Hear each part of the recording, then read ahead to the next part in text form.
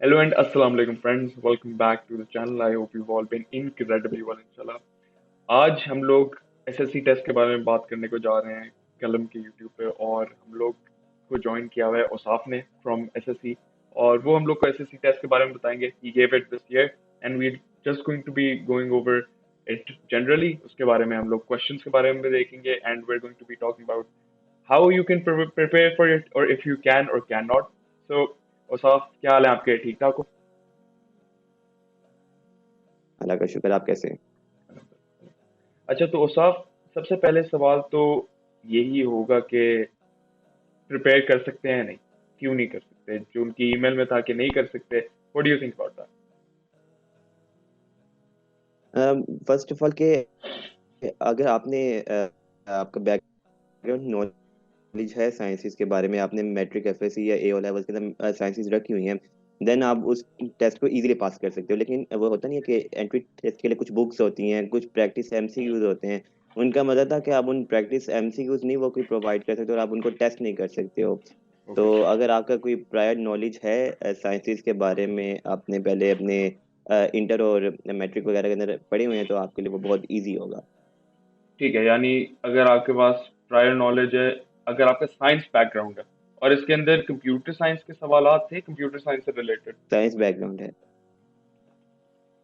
इसके अंदर नहीं कंप्यूटर साइंस के कंप्यूटर, सवालात. नहीं नहीं कम आई थिंक कंप्यूटर साइंस के सवाल मैंने नहीं उसके अंदर कोई देखे थे कंप्यूटर के। अच्छा, तो generally it's just physics, maths, इसके बायोलॉजी. अंदर जो मेजोरिटी थे वो फिजिक्स के थे। ओ. उसके बाद बायो के क्वेश्चंस थे। हम्म. Physics maths bio and IQ, वो आईक्यू क्वेश्चंस भी थे। अच्छा, आईक्यू क्वेश्चंस भी थे. ठीक है, ओके, परफेक्ट. तो उसाफ अब ये हम लोग ने देख लिया कि इसके अंदर जनरली इस आईक्यू तरह के क्वेश्चंस भी सवाल थे। आ रहे हैं जो कि कंप्यूटर साइंस से रिलेटेड हैं और कंप्यूटर साइंस से रिलेटेड नहीं है. तो अब यहाँ पे हम लोग ने ये भी देख लिया कि आप prepare in the usual sense नहीं कर सकते फॉर द पर्टिकुलर टेस्ट. लेकिन आपने क्या पैटर्न देखा है उसके अंदर जो एसएससी टेस्ट है? What general knowledge should a student go for? What type of general knowledge should he go for in order to answer the questions appropriately? अच्छा, फर्स्ट ऑफ ऑल अगर आपका साइंसेस से बैकग्राउंड और आपने सारी की सारी आपकी जो साइंसेस की बुक्स हैं, जो आपने प्रायर नॉलेज पे, अगर आपने उसको कॉन्सेप्चुअली पढ़ा हुआ है और you know what's happening in science, how science works, how physics works, तो आपको काफी इजी होगा आपके लिए उन क्वेश्चंस को आंसर करना। जब हम वो क्वेश्चंस में गो थ्रू करेंगे तो आपको ये सेंस मिलेगी कि ये जो क्वेश्चन है ये कुछ बेसिक क्वेश्चन है, और अगर आपका साइंस के बारे में प्रायर नॉलेज है तो आप उन क्वेश्चंस को इजीली आंसर कर सकते हो। लेकिन अगर आपका साइंस के बारे में प्रायर नॉलेज नहीं है, फिर आप हो सकता है आपको उसके अंदर कुछ डिफिकल्टी फेस करनी पड़े उन क्वेश्चंस के अंदर। लेकिन अगर आपका बैकग्राउंड है, then it's going going to be a piece of cake for you. ठीक है, परफेक्ट. अब औसाफ आपने कहा था कि आप उसके जो पर्टिकुलर क्वेश्चंस है उनके बारे में हमें बता सकते हो. What do you think about that? क्या किस तरह के सवाल आते हैं उस तरह के जो कि आप हम लोग को हमसे शेयर कर ओके सकते ओके ओके। तो okay, so first of all जो मेजोरिटी क्वेश्चन आए थे वो फिजिक्स में से आए थे। जो हैं? स्टार्ट क्वेश्चन स्टार्ट होते वो फिजिक्स में से होते, काफी सारे फिजिक्स में क्वेश्चन आए थे, and some of them I can tell you. First of all ऐसा एक क्वेश्चन था कि आपके पास एक ट्रेन है, it's moving in the forward direction with a constant speed. Hmm. उस ट्रेन के कैबिन के ऊपर आपने क्रॉस लगा दिया है और हम्म. आप उस क्रॉस के ऊपर खड़े होकर जंप करते हो। जब आप अच्छा. नीचे गिरोगे, आप उस क्रॉस के ऊपर गिरोगे, क्रॉस से पीछे गिरोगे, या क्रॉस के आगे गिरोगे? अगर ओके. आपको अब वही बात कि अगर आपको थोड़ा सा भी साइंस का प्रायर नॉलेज है, आपको समझ आ जाएगी कि चूंकि ट्रेन कांस्टेंट वेलोसिटी से जा रही है, तो आप उस क्रॉस के ऊपर आके ही गिरोगे। अगर वो एक्सेलरेट कर रही होती तो आप पीछे आके गिरते, अगर वो डेक्सेलरेट कर रही होती तो आप आगे जाके गिरते। तो इस तरह के जो बेसिक क्वेश्चन थे, इस तरह का था।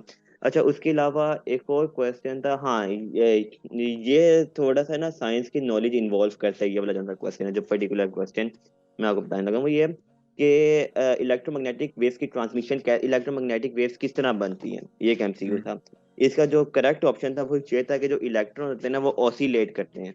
जब हम्म. इलेक्ट्रॉन ऑसिलेट करेंगे तो इलेक्ट्रिक एंड मैग्नेटिक फील्ड बनती है, उनसे फिर आगे इलेक्ट्रोमैग्नेटिक वेव्स बनती हैं। तो ये एक पर्टिकुलर क्वेश्चन जो मेरे जहन में है, जो मैंने इनलिस्ट किया हुआ है, इसमें आपके बेसिक बेसिक नहीं, आपके पीछे से ना साइंस और फिजिक्स की नॉलेज इन्वॉल्व है ये इस वाले क्वेश्चन ठीक है. के बारे में। ओके. इसके अलावा एक और क्वेश्चन है, वो ये था कि हाँ आप एक एलिवेटर के अंदर हैं, ठीक है, इमेजिन करें कि वो एलिवेटर फ्री फॉल के अंदर आ जाती है, मतलब एलिवेटर के ऊपर जो स्पॉट है वो खत्म हो जाती है। आप उस एलिवेटर के ऊपर खड़े हैं, वो फ्री फॉल में, आप उस एलिवेटर पर जंप करते हैं। जब हम्म, आप एलिवेटर के सरफेस को, फ्लोर को दोबारा कब करेंगे टच, आगे कुछ हम्म, ऑप्शंस थी, उनमें से जो ऑप्शन मैंने लगाई थी वो ये थी कि जब वो एलिवेटर आके सर्फ जमीन को करेगी ना टच, उसी वक्त आप उसको कर सकते हो टच। तो इसके अंदर आपका फिजिक्स का बैकग्राउंड जो मैंने एफएससी से ना, बैकग्राउंड आपका रियल एंड अपेरेंट वेट और वेटलेसनेस वगैरह के जो कॉन्सेप्ट थे वो इसके अंदर इस्तेमाल हो रहे थे, उसके इक्वेशंस। इसके अलावा कुछ बेसिक क्वेश्चंस भी थे जो फिजिक्स से इन्वॉल्व थे, कि अभी जो सबसे एक्यूरेट स्पेस टेलीस्कोप जो इस वक्त एग्जिस्ट करता है वो कौन सा है, वो the hmm, Hubble telescope, James Webb space telescope. हम्म, इसका चूंकि मुझे पता था, मैंने जेम्स वेब स्पेस टेलीस्कोप लगा दिया इसका ऑप्शन, क्योंकि अब आपका ये फिजिक्स के कॉन्सेप्ट नहीं इन्वॉल्व कर रहा है, लेकिन यहाँ पे फिजिक्स की जनरल नॉलेज को भी इवेलुएट कर रहा है इस वाले क्वेश्चन के। इसके बाद हाँ एक और क्वेश्चन था कि साइंटिस्ट ने ना मार्स रोवर भेजा मार्स के ऊपर। हम्म, तो इन द के जब वो मार्स तक जा रहा था तो क्या उसको प्रॉब्लम फेस आई होंगी। अब मुझे इसके ऑप्शंस नहीं याद, लेकिन ये भी बड़ा अजीब सा क्वेश्चन था। इसके अंदर था कि उनका फ्यूल खत्म हो सकता है, लेकिन फ्यूल खत्म हो नहीं सकता, क्योंकि अगर एक दफा आपको पुश मिली हुई है, आप स्पेस में जाई जा रहे हो। इस तरह के कुछ ऑप्शंस थे जो आपके आईक्यू और फिजिक्स का बैकग्राउंड नॉलेज इन्वॉल्व कर रहे थे। तो हम्म। ये फिजिक्स के बारे में कुछ पर्टिकुलर क्वेश्चन है जो मेरे जहन के अंदर है। ठीक है, परफेक्ट। अब औसाफ अगर आप इसके चाहते अंदर हैं तो मैं जो, इसके आगे अगले भी सब्जेक्ट्स हैं जो मैंने लिखे हुए हैं उनको भी बता सकता हूँ। जरूर जरूर, मोस्ट डेफिनेटली, प्लीज बताएं आप, because we would really appreciate that. Okay. Okay. So इसके अलावा बायो से भी कुछ क्वेश्चन आए थे। उसके अंदर था एक, हाँ, कि कौन सा ऐसा इन्फेक्शन है या कौन सा ऐसी डिजीज है जिसने सबसे ज्यादा कॉज की इन डेथ। ये भी हम्म, एक बायो का general related, general knowledge related है। इसका मलेरिया था आंसर। तो अगर आपने कभी भी बायो पढ़ी हुई है, ओ लेवल्स के अंदर भी अगर आपने बायो पढ़ी है, मैट्रिक के अंदर भी बायो पढ़ी है, तो ये एक मोस्ट कॉमन फैक्ट है कि आपको पता होगा कि मलेरिया ने की है। उसके अलावा हाँ, ये क्वेश्चन था जो आपके लिए बहुत बायो की नॉलेज इन्वॉल्व कर रहा था। वो ये था कि कौन सा ऐसा वायरल इन्फेक्शन है जिसने सबसे ज्यादा तबाही मचाई हुई है, दुनिया में मचाई थी पिछली सेंचुरी में। अब उसने ना चार ऑप्शन दी थी, तीन ऑप्शन से बैक्टीरियल डिजीज, तीनों बड़े खतरनाक, और एक था हम्म। सिर्फ वायरल डिजीज। उसने वायरल अच्छा, के बारे में पूछा था। ओके। अगर आपको अगर आपको प्रायर नॉलेज इन्वॉल्व है कि बैक्टीरियल डिजीज कौन सी होती है और वायरल कौन सी होती है, तब आप वो पहले तीन को काट करते, एक ही बचती थी, वो वायरल थी। हम्म, शायद उसका आंसर इन्फ्लुएंजा था। बाकी जो हेपेटाइटिस वगैरह थे वो बैक्टीरिया से कॉज होती हैं। तो इस तरह के थे। तो इसमें भी आपका बैकग्राउंड नॉलेज एक तो इन्वॉल्व हो रहा है बायो का। सेकेंडली कि आपका आईक्यू इन्वॉल्व हो रहा है कि उसने वायरल पूछा है या बैक्टीरियल पूछा है, वो कट हम्म, करना। उसके अलावा हाँ, इसके अलावा एक बहुत बड़ा अजीब सा एमसीक्यू था जो मुझे अभी तक उसका आंसर नहीं याद, लेकिन मेरे जहन के अंदर है। वो ये था कि कोविड किस पर्सन को सबसे ज्यादा इफेक्ट करता है। अब ये भी हम्म, आपका जो हालात इस वक्त, जैसे कि जेम्स वेब स्पेस टेलीस्कोप वाला क्वेश्चन था कि हालात क्या जा रहे हैं इस वक्त, क्या मॉडर्न जा रहा है, उस तरह का एक क्वेश्चन था। इसके पता नहीं अजीबोगरीब से ऑप्शन थे कि वो पर्सन जिसके अंदर टी लिम्फोसाइट्स कुछ इस तरह का था, उसके बारे में मुझे नहीं हम्म। पता था, तो मैंने इसका ना रैंडम आंसर चूज कर लिया था। अच्छा, अब तो यहाँ पर जो तो सारे इसके ऑप्शंस अलावा हैं ये मैथ से भी सारे कुछ एमसीक्यू बेस्ड हैं, और कितने MCQs in total and how much time do you get, ये तो सारा इम्पोर्टेंट एमसीक्यू है। बेस्ड है। ओके। सो 31 एमसीक्यूज थे और 35 मिनट्स थे हमारे पास, okay, so only 35 minutes. As far as oh. I remember, क्योंकि आधे हम्म, घंटे 30 to 35 मिनट से, हाँ 30 to 35 मिनट से, मुझे एग्जैक्ट नहीं याद, और 31 एमसीक्यूज थे। ठीक है, परफेक्ट, ओके। तो इसके अलावा उसाफ, is there anything you would like to share about the test in particular जो कि आपके मुताबिक हेल्पफुल हो सकता है टू द स्टूडेंट्स? अच्छा, इसके अलावा भी मेरे पास कुछ और एमसीक्यूज हैं। पहले मैं उन एमसीक्यूज के बारे में कर लूँ डिस्कस, फिर मैं आपको टेस्ट के बारे में भी कुछ बता सकता हूँ जो मैंने एक्सपीरियंस जरूर, किया था। 100%। तो अब मैथ्स के भी कुछ एमसीक्यूज आए थे।